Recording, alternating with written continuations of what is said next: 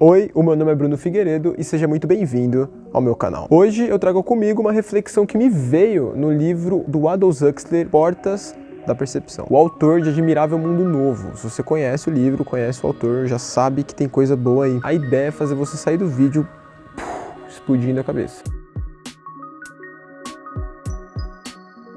Bom, lá estava Aldous Huxley em 1953 fazendo o que um escritor faz, que é procrastinar, logicamente. Quando, pelas ruas da Califórnia, provavelmente ele trombou com pesquisadores, com detetives. Esses caras estavam pesquisando uma substância chamada mescalina, que é extraída de um cacto que se chama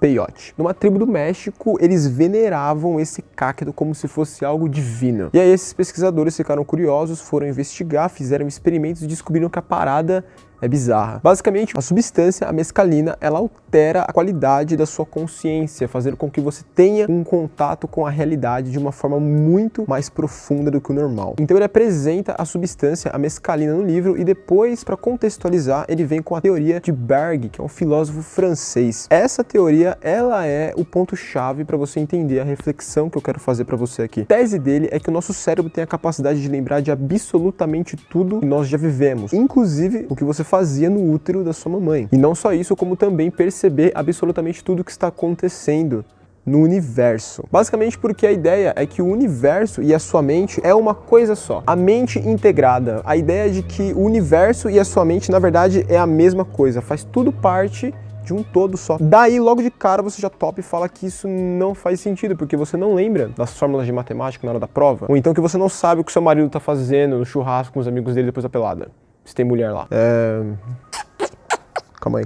Então, basicamente, o que acontece é o seguinte. O seu cérebro, ele capta todas as informações e ele filtra. E do outro lado desse filtro só sai o que realmente interessa para sua sobrevivência, para não te sobrecarregar. Já pensou se você pudesse saber e sentir tudo o que acontece na ponta do seu dedo? A circulação sanguínea na ponta do seu dedo já é o suficiente para te sobrecarregar de tantas terminações nervosas que tem nele. Imagine saber o que está rolando no universo inteiro. Então, para você não surtar, para isso não te sobrecarregar, o seu cérebro, o seu sistema nervoso filtra e só te entrega o que é importante para você sobreviver. Dentro dessa consciência reduzida, a gente criou os idiomas, as línguas. E o que a nossa língua tem a ver com isso? Tem o seu lado bom, basicamente porque a gente consegue armazenar as informações que outras pessoas coletaram e se comunicar, então é obviamente muito bom. Mas o lado negativo disso é que a gente se limita aos conceitos e não aos significados. Como assim? Então a gente associa o significado das coisas às palavras, os sentimentos aos conceitos e não simplesmente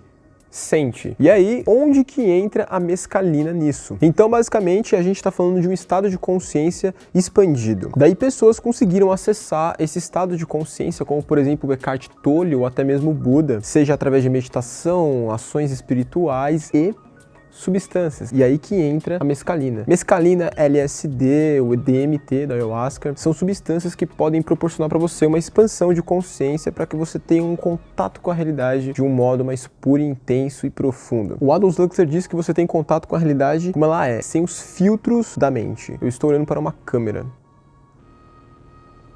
Não sei como exemplificar isso porque eu não estou naquele estado de consciência, então deixa quieto. Ele diz que é muito parecido com o que uma criança vê, sem atrelar o que ela está sentindo, o que ela está entendendo a conceitos, a palavras. E também uma outra coisa que quem está sob o efeito da mescalina sente é a ausência da importância do tempo e do espaço. O seu cérebro basicamente para de se importar com o tempo e com o espaço. Cara, isso deve ser bem bizarro. Por um instante, a mescalina havia me libertado. O mundo dos eus, do tempo, dos juízos morais e das considerações utilitárias. O mundo, e era esse aspecto da vida humana que eu queria esquecer acima de tudo, da autoafirmação, da presunção, da sobrevalorização das palavras e da idolatria das noções. Enfim, um estado de consciência muito expandido, onde você tem contato com a realidade pura como ela é, sem todos aqueles filtros da sua mente, cheio de preconceitos e etc. E aí, onde eu quero chegar agora é na reflexão final. É muito simples. Nós, seres humanos, ainda não encontramos respostas para as velhas questões da humanidade. As velhas perguntas filosóficas ainda não foram respondidas, como por exemplo, de onde viemos, somos, para onde vamos, o sentido da vida, se é que existe um. E se talvez a gente ficou tentando todo esse tempo, a humanidade tentou, filósofos estudaram, escreveram livros e livros e livros, porém, nesse estado de consciência, o estado de consciência normal, a gente nunca vai conseguir chegar a respostas. Talvez porque o nosso cérebro não evoluiu para entender o sentido da vida, e sim para caçar e coletar, fugir de leão, né, montar fogueira, comer, se alimentar, se comunicar, etc. E se grandes filósofos acessassem outros estados mais expandidos de consciência, será que assim a gente conseguiria entender algumas questões, cara? Inclusive no livro ele cita que um filósofo profissional experimentou a mescalina e foi ele que mencionou essa teoria do Berg, que eu expliquei no vídeo aqui. Então seria muito legal se de forma muito responsável grandes filósofos experimentassem essas substâncias, expandissem a sua consciência, tivessem um outro contato com a realidade, porque talvez aí sim, talvez tendo acesso à mente integrada, a gente consiga responder essas velhas questões, entenda qual é o sentido da vida, para onde nós estamos indo e tudo mais. Parece, e talvez seja, papo de louco,